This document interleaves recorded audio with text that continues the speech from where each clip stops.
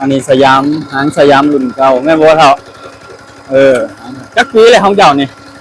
20 กว่าปีเลย20 กว่าปีพี่น้องเอ้ยอาที่20 กว่าปีโอ้รุ่นแรกแล้วบ่ฮะนี่โอ้พี่น้องเอ้ยรุ่นแรกเลยเด้นี่แหละนี่คักปัญญังพี่น้องเอ้ย20 กว่า ปีอายุการใช้งาน20 กว่า ปีนี่แหละโอ้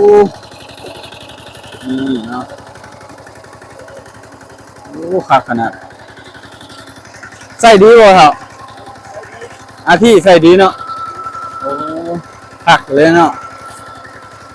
มันบ่ได้เจ็บบ่ได้ป่วยบ่ได้เจ็บบ่ได้ป่วยเลยหางของอันสยามเนาะรุ่นเก่าอยู่บ่เฒ่ารุ่นแรกบ่นี่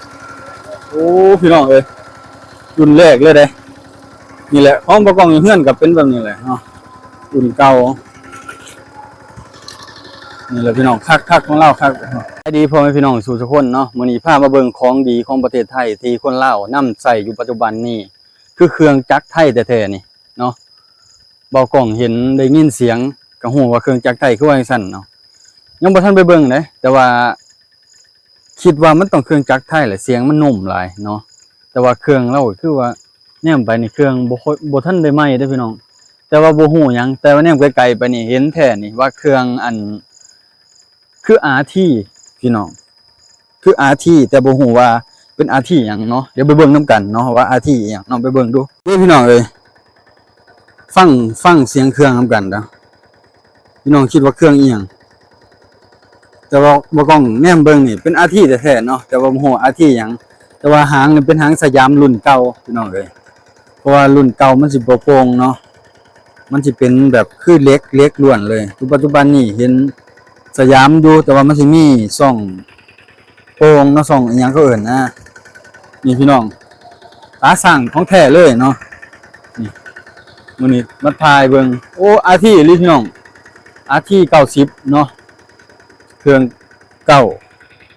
แล้วพอเสียงมันนุ่มเนาะอาที่นี่เสียงนุ่มเลยเด้อพี่น้องเอ้ยฟังอยู่พูดดังตุบดังดีนะปกติคำว่าเครื่องพวกอันโกลเด้นโบมันสิดังโป่งๆอ่ะนะพี่น้องมันดังโป่งๆแต่ว่าของไทยมันดังทุ่มนะเครื่องมันนะนี่แหละเดี๋ยวให้ผู้เฒ่าเราถ่ายเบิ่งบ่โอ้นี่แหละเนาะพี่น้องเนาะมันว่าบ่ฮู้ว่าเราล่ำใส่จักปีเลยเดี๋ยวนี้มาให้เราขาดเบิ่งก่อนนะมาเบิ่งการทำงานพี่น้องกำลังตีฟังเบิ่งกำลังตีมันเนาะตุบนิ่มเนาะนะเครื่องนี่ก็ว่าไถหน้าเนาะมันก็ลงดีเนาะระบบมันเขาเจ้าเฮ็ดดีขนาดใดพี่น้องเอ้ยการทำหน้าประหยัดน้ำมันอีกนะนี่สุดยอดเด้อพี่น้องเอ้ยนี่คือจังได๋ก็ไทยแท้พี่น้องเอ้ยเนาะไทยแท้แล้วนี่มีบัวเถารถไถเนาะของสยามแท้เลยพี่น้องเลยสยามรุ่นเก่าเนาะหางนี่สยามรุ่นเก่าโอ้กำลังเห็นนะพี่น้องอยู่ในหมู่บ้านกำลังเห็นเพราะว่าเห็นตัวน่ะเป็นตัวใหม่แต่ว่าตัวนี้ตัวเก่าหางก็เป็นหางเก่าที่สภาพยังดีเลยเนาะโอ้คักพี่น้องนี่พาพ่อแม่พี่น้องมาเบิ่งคนไทยที่เขาเจ้าว่าของเขาเจ้ามันแพอยู่ในลาวเฮานี่หลายหน่อยส่ำใดเนาะเบิ่งว่าคนลาวเฮานำใส่หน่อยหลายส่ำใดเนาะนี่เครื่องเบิ่งเว้าได้เสียงนุ่มอีหลีบ่กล้องว่าแต่ว่าการแล่นเนาะการแล่นใส่กับโกลเด้นโบเนาะโกลเด้นโบมันสิแล่นออกกว่าเด้อพี่น้องเว้าตามความจริงแล่นออกกว่าแต่ว่าอันนี้คือความทนทานและเครื่องนิ่มเนาะที่ว่ากล้องฟังแล้วก็เบิ่งมาเนาะอันนี้สตาร์ทติดง่ายโกลเด้นโบนี่แน่นนักแฮงนักอีหลีมันเว้าอีหลีนักอีหลีเด้อพี่น้องอันนี้น่ะเบาเวิ้งๆเลยนี่เห็นบ่โอ้พี่น้องเอ้ยนี่เนาะRT 90เพิ่นว่าเครื่องสยามบ่แม่นหางสยามเนาะหางสยามรุ่นเก่าเพิ่นว่าพอเฒ่าเราเบิ่งเราเฮ็ดเบิ่งเนาะพี่น้องเนาะ เราไถหน้าเขาจะเบิดได้พี่น้องเราเฮ็ดมา2 ทงเลยเดี๋ยวนี้นะบ่ฮู้ว่าเจ็บป่วยซำใดนะสิลองถามเราเบิ่งว่าเคยเจ็บเคยป่วยบ่นะแต่ว่าของแท้เลยพี่น้องเอ้ยถ้าว่าได้ใช้ของไทยแหละก็คือว่าคักโลดแต่ว่าของอันจีนดีบ่มันก็มีตัวดีเนาะพี่น้องเนาะคันเงินถึงมันตัวดีก็มีเนาะเครื่องจีนเนาะบ่แม่นว่าบ่ดีเบิดเนาะเครื่องจีนก็ได้ถ้าว่าได้นำใช้ของไทยก็คือว่าอะไรพี่น้องก็คงเข้าใจกันเนาะของใช้ชั่วลูกชั่วหลานของไทยนะเนาะนี่เอามาเบิ่งพี่น้องบ่เฒ่าแล้วไทยมันตอนเที่ยงแล้วบ่ทันขึ้นอยู่เครื่องเรานี่ดังนุ่มอีหลีเนาะดังนุ่มคักเนาะการนำใช้ของเราเนาะโอ้เดี๋ยวRT 90 RT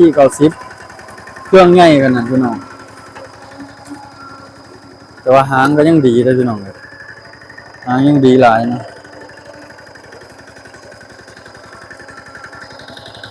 นี่อันนี้สยามหางสยามรุ่นเก่าแม่บ่เฒ่าจักปีเลยของเจ้านี่20 กว่าปีไปได้20 กว่าปีพี่น้องเอ้ยRT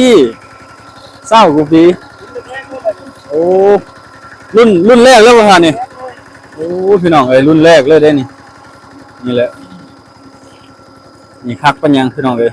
20 กว่าปีอายุการใช้งาน20 กว่าปีนี่แหละโอ้นี่เนาะโอ้คักขนาดใส่ดีบ่ครับRT ใส่ดีเนาะโอ้คักเลยเนาะมันบ่ได้เจ็บบ่ได้ป่วยบ่ได้เจ็บบ่ได้ป่วยเลยหางของอันสยามเนาะรุ่นเก่าอยู่บ่เฒ่ารุ่นแรกบ่นี่โอ้พี่น้องเอ้ยรุ่นแรกเลยเด้นี่แหละของประกอบเฮือนก็เป็นแบบนี้แหละเนาะรุ่นเก่านี่แหละพี่น้องคักของเราคักเครื่องยังนิ่มขนาดเลยเนาะเครื่องนิ่มอีหลีโอ้ฟังเสียงเครื่องพี่น้องตุบโอ้ยเชื่อเลยว่าใส่20 กว่าปี20 กว่าปีนะพี่น้องการใช้งานเครื่อง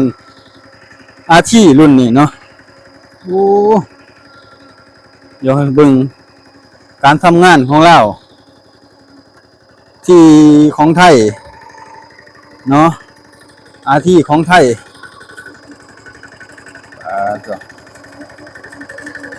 เครื่องยังแน่นเลยพี่น้องเครื่องยังแน่นน้ำมันยนต์นิดนึงนะนี่ตอนแรกซื้อจักหมื่นบ่ล่ะโอ้รุ่นนะ30,000 กว่าเกือบ300,000 บาทซุมื้อนี้เด้นี่20 กว่าปีก่อนเนาะโอ้พี่น้องเอ้ยแห้งอีหลีแห้งคักอีหลีพี่น้องเอ้ยสยามกับสยามแท้เลยเนาะบ่มีกรอบมีแกบเลยสยามก็ได้หางก็ได้ของแท้พี่น้องนี่แหละที่แบบเขาจะพากันตั้งมาตรฐานเนาะของจีนกับของไทยมันตั้งมาตรฐานกันเนี่ยนี่แหละพี่น้องเอ้ยเบิ่งการใช้งานระยะยาวเนาะจนฮอดจนลูกโซลานี่คือปัจจุบันนี่เลย20 กว่าปีนะพี่น้องคิดว่าน้อยหรือหลายน่ะ20 กว่าปีแล้วก็ยังใช้งานได้ฮอดทุกมื้อนี่ฮอดปัจจุบันนี่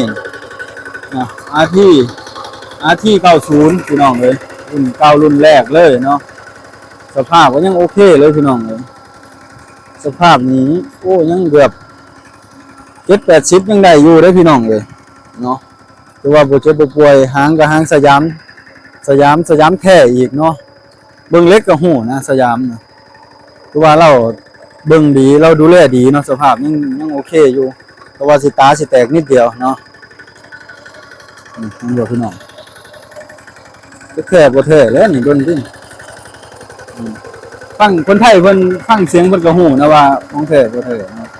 คือสยามแท้เนาะเอาพี่น้องไป20 กว่าปีเบิ่งติน้อยหลายซำใด20 กว่าปีเขาเจ้าใช้นะสมที่ว่าคนไทยเขาเจ้าเว้านะใส่จนลืมใส่จนฮอดลูกฮอดหลานเขาเจ้าว่าแม่นคมเขาเจ้าได้พี่น้องเอ้ย ก็คือแนวนี้แหละนี่ใส่ฮอดลูกฮอดหลานตัว20กว่าปีพู้นเนาะเบิ่งเฮ็ดเราเฮ็ดเวียกบ่ตอนนี้เนาะการเฮ็ดเวียกการทำงานของเครื่องจักรแต่ใช้ได้ตลอดเปลืองบ่เปลืองน้ำมันนะว่าแล้วก็ได้หม้อน้ำก็บ่ต้องห่วงว่ามันสิแห้งบ่แห้งเดิมเบิดคันเลยเบิ่งหม้อน้ำเนาะเบิ่งหม้อน้ำเลยเบิ่งหม้อน้ำนี่ๆเบิ่งหม้อน้ำแล้วเปลี่ยนหยังล่ะบ่ท่านนี่ยังบ่ทันได้เปลี่ยนหยังวะโอ้สุดยอดเลยเนาะหาที่นี่พี่น้องหาใช้ได้เนาะคือว่าอะไรซื้อยุคเก่ากับแพงเนาะแพงแฮง 30,000ตะกี้แล้วซื้อ 30,000 กว่าบาทตะกี้แล้วซื้อพี่น้องคิดว่าจังได๋มาฮอดปัจจุบันนี้ได้20กว่าปีนะแล้วซื้อตอนนั้นยุคแรกๆเลยแล้วอ่ะเนาะพี่น้องว่าจังได๋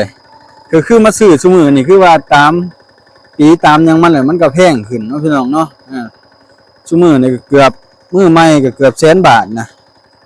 เกือบแสนพุ่นแล้วพี่น้องเอ้ย7-8 หมื่นก็เกือบแสนมันบ่ก็ยังโอเคมันบ่ใช้งานแล้วของไทยในการใช้งานระยะการใช้งานน่ะมันโอเคนะพี่น้องแล้วก็มันยาวนะเบิ่ง20กว่าปีน่ะซ้ำนี่ก็โอเคแล้วเนาะแต่ว่าของจีนก็ดีคือกันเนาะพี่น้องเนาะบ่แม่นว่าบ่ดีเนาะรถไทยอันพวกเราบ่ของก็10กว่าปีนะ14 15ปีซ้ำน้องสาวของเมียเนาะอันนี้20กว่าปีคือว่าของไทยมัน100อะนะระยะการใช้งานต่างๆนานาบางทีมันอาจสิแล่นบ่ค่อยออกเขาบ่ได้ไปปรับไปจูนอีหยังมันเนาะแต่ของจีนน่ะมันแล่นออกเขาจะว่าการเวลาอันแล่นไกลๆมันแล่นออกเขาจะว่าแต่ว่าของไทยน่ะมันทนนะพี่น้องประหยัดน้ำมันบัดตอนนี้เวลาไปไกลเนาะก็คือว่าบ้านเฮาน่ะใช้รถไถเป็นหลักเลยพี่น้องเนาะสิไปสิมาใช้คนบ่มีเนาะบ่มีรถใหญ่เนาะเอารถไถเนี่ยเป็นหลักพี่น้องเอ้ยเอาโอเคพี่น้องเอ้ยประมาณนี้นะพี่น้องเนาะขอบคุณหลายๆที่ให้การติดตามรับชมบ่กล้องฝากเนื้อฝากตัวติดตามรับชมหน่อยเด้อพี่น้องเด้อเดี๋ยวสิพาพ่อแม่พี่น้องไปเบิ่งเครื่องจักรเก่าๆหามาของไทยของจีนผสมประสานกันที่เขาเจ้านำใช้ที่มันดีนะเว้าสู่กันฟังนะพี่น้องเนาะก่อนสิบางคนที่ฟันมาเห็นบางทีอยากซื้อรถไทยเอาเงินบัดพ่อแต่รถจีนนี่แต่ว่าบัดการใช้งานรถจีนนี่ครึ่งนึงของเครื่องไทยนะประมาณนี้กันว่าเครื่องไทยบัดใช้20-30 ปีเครื่องจีนน่ะใช้จัก15ได้อยู่เนาะพี่น้องเนาะ15 ปีมันก็สิมีเจ็บมีป่วยแต่อันนี้นะบ่ทันได้เปลี่ยนหยังเลยเบิ่งสภาพยังโอเคเลยพี่น้องเอ้ยหม้อน้ำหม้อในโอเคเนาะประหยัดน้ำมูกน้ำมันอีกก็ยังโอเคอีกเนาะพี่น้องเนาะประมาณนี้นะพี่น้องฝากกดติดตามบ่กล้องให้เด้อพี่น้องเด้อ